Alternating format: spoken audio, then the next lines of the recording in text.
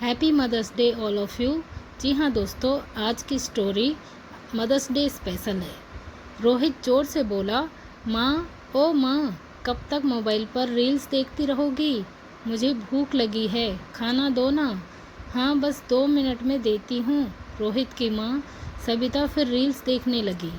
7 साल का चिंटू भी माँ के साथ बिस्तर पर लेटे लेटे रील्स देख रहा था। रोहित ने अपने हाथ से ही खाना निकालकर खा लिया। रोहित कक्षा 9th में पढ़ने वाला सबसे होशियार व समझदार छात्र होने के साथ खेल कूद में भी आगे था।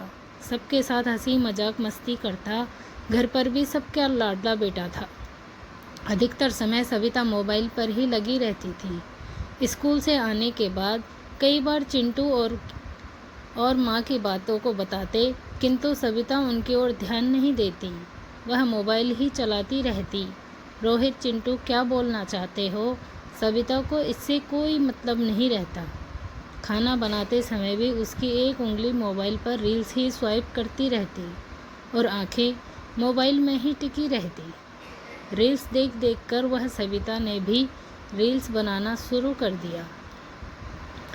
धीरे धीरे वह घर के कामकाज छोड़ अब रील्स बनाने में ज़्यादा व्यस्त रहने लगी। रोहित सोशल साइट का ज़्यादा शौकीन नहीं था। हाँ, पर कभी कभी मोबाइल स्वैप कर देख लेता था। थोड़ी देर बाद वापस अपने खेल व पढ़ाई में लग जाता था। एक दिन ऐसे ही मोबाइल स्वैप करते करते उसकी माँ का वीडियो देख गया। रोहित हंसते हुए बोला, माँ, अब तुम भी वीडियो बनाने लगी हो? माँ मुस्कुराते हुए बोली, हाँ, कैसी लगी? रोहित बोला, माँ, सब समय बर्बाद करने वाली चीज़ है।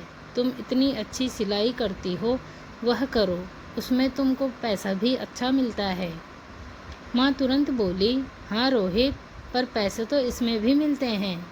पर माँ, आप ऐसे कुछ भी तरीके से वीडियो बनाने से अच्छा है कि सिलाई सिखाने की रील्स बनाओ, कुछ लोग सीखेंगे भी।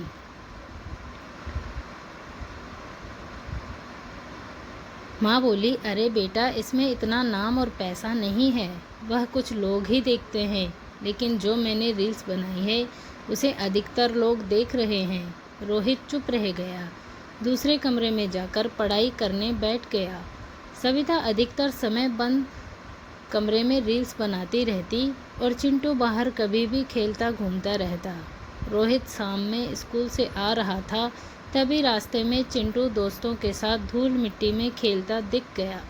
रोहित ने उसे डांटा और हाथ पकड़कर घर ले आया, किंतु घर का दरवाज़ा अंदर से बंद था।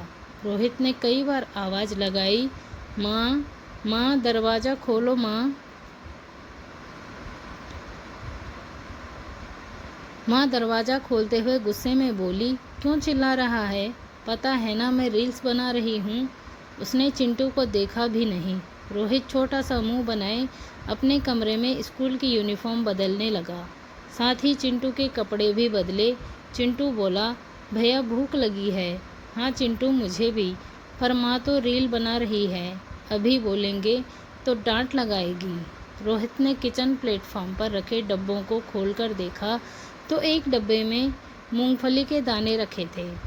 उसने एक मुट्ठी दाने चिंटू को दिए और एक मुट्ठी दाने खुद ने ले लिए और खाते हुए टीवी देखने बैठ गए। कुछ दिनों तक ऐसा ही चलता रहा।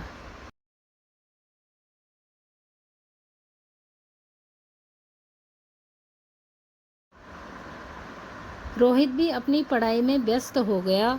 माँ भी अपनी सिलाई छोड़ रील्स बनाने में व्यस्त रहने लगी। रोहित के पिता का तो सोशल साइट से दूर दूर तक कोई नाता नहीं था। वह तो बस अपनी छोटी सी नौकरी में ही व्यस्त रहता था। चिंटू माँ को लाड दिखाते हुए बोला, माँ, आज संडे है, पापा भैया की भी छुट्टी है, इडली सांभर और हलवा बनाओ।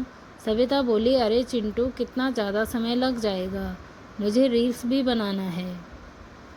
प्लीज़ माँ, प्लीज़ माँ। ठीक है, आज तुम्हारी पसंद का ही खाना बनाते हैं। सविता ने जल्दी जल्दी इडली सांभर और हलवा बनाकर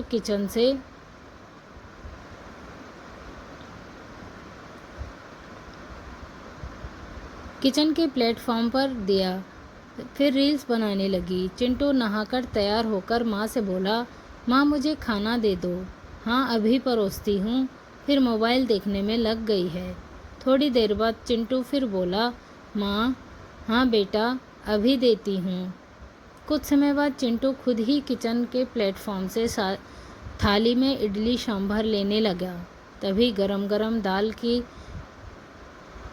तपेली चिंटू के ऊपर गिर जाती है। चिंटू दर्द से रोते हुए जोर से बोला, माँ माँ। आवाज़ सुन सविता किचन में गई।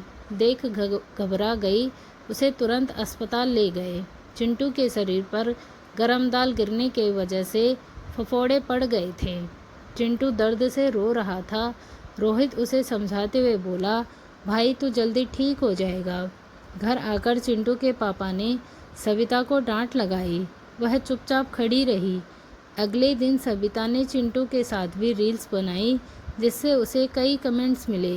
इसके लाइक और फॉलोवर्स भी बढ़े।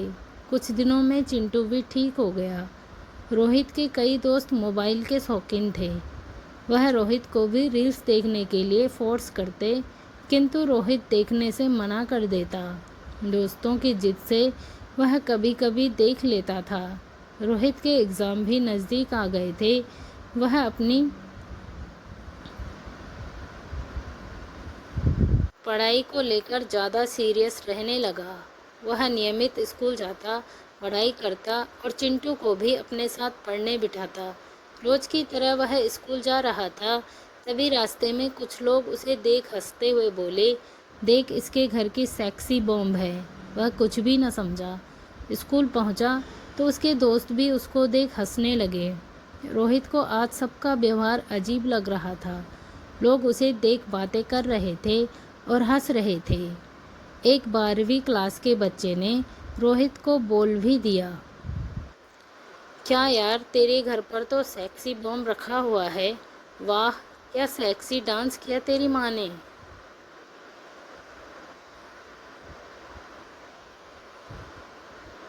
अंग अंग दिखा दिया बोलकर हंसने लगा। यह सुन रोहित को बहुत गुस्सा आ गया। वह उस लड़के से लड़ गया। टीचर्स ने दोनों को अलग किया और लड़ाई खत्म कराई, किंतु रोहित छोटा होने के कारण ज़्यादा घायल हो गया। रोहित का दोस्त बोला, देख भाई तेरी मम्मी को ऐसी रील नहीं बनानी चाहिए थी। सब लोग गंदी गंदी बातें कर रहे हैं। वह यह सुनकर भी रोहित कुछ न समझा। जब उसके दोस्त ने रील्स दिखाई तो उसकी शर्म से नज़रें झुक गई। वह जल्दी जल्दी घर गया और दरवाज़ा ठोकते हुए ज़ोर ज़ोर से आवाज़ लगाई, माँ माँ कहाँ हो। सविता ने दरवाज़ा खोला और हंसते हुए बोली, देख कितने लाइक्स फॉलोअर्स हो गए मेरी रील्स पर। रोहित गुस्से में बोला, माँ इतनी गंदी रील बनाते हुए तुम्हें शर्म नहीं आई? क्यों, क्या हुआ? ऐसा क्यों बोल रहा है? सब लोग कैसी कैसी गंदी बातें कर रहे हैं। मुझे क्या करना किसी से। माँ तुमको कुछ नहीं करना, पर लड़के मुझे भी गंदी गंदी बातें बोल रहे हैं। माँ बेटे में बहुत बहस हुई, किंतु सविता लाइक्स कमेंट और फॉलोअर्स में इतनी डूब गई थी कि उसको रोहित की बातें बेफिजूल ही लग रही थी। रोहित रोते रोते बोले जा रहा था, पर माँ तुम कितनी बदल गई हो। पहले कितनी अच्छी थी।